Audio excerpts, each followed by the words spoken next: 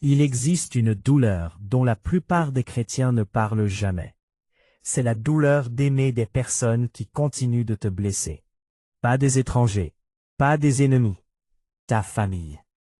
Les personnes qu'on t'a appris à ne jamais quitter.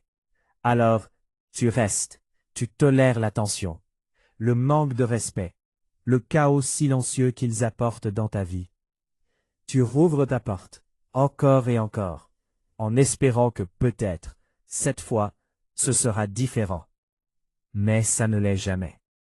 Et lentement, quelque chose en toi commence à se briser. Ta paix disparaît, ta joie s'éteint, ta vie spirituelle devient lourde et distante. Et le pire, tu te sens coupable rien que d'imaginer poser une limite. Parce qu'on t'a dit, l'amour est patient, l'amour endure, la famille, c'est tout. Mais, ici ce que tu appelles amour est en réalité en train de te détruire. Voici la vérité que beaucoup évitent. Tout le monde ne mérite pas l'accès à ta vie. Oui, même s'ils partagent ton sang. La Bible ne dit jamais que tu dois donner un accès illimité à des personnes qui apportent la destruction dans ta maison. Au contraire, elles te mettent en garde. Romains 16, 17. Prenez garde à ceux qui causent des divisions, et évitez-les. Évitez-les, pas les réparer, pas les tolérer, les éviter. Protéger ta paix n'est pas un manque d'amour, c'est de la sagesse. Chaque personne à qui tu donnes accès apporte quelque chose avec elle. D'autres apportent de la confusion, de la négativité, des conflits, une lourdeur spirituelle. Et quand elles repartent, elles laissent derrière elles une atmosphère, un poids, une perturbation qui reste dans ta maison et dans ton esprit. Si tu continues à laisser cela entrer, encore et encore, tu vas perdre la paix que Dieu avait prévue pour toi. Même Jésus a averti que parfois la plus grande opposition vient de ta propre maison. Cela ne veut pas dire que tu les détestes. Cela veut dire que tu choisis Dieu au lieu de la pression émotionnelle. L'amour ne signifie pas l'accès.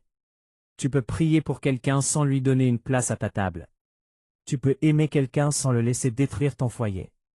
Tu peux pardonner quelqu'un et garder la porte fermée. Ta maison n'est pas seulement un lieu. C'est un environnement spirituel. C'est là que ta paix vit. C'est là que ta famille grandit. C'est là que la présence de Dieu doit demeurer. Et tout le monde n'est pas destiné à faire partie de cet espace. Certains tu les aimeras de loin.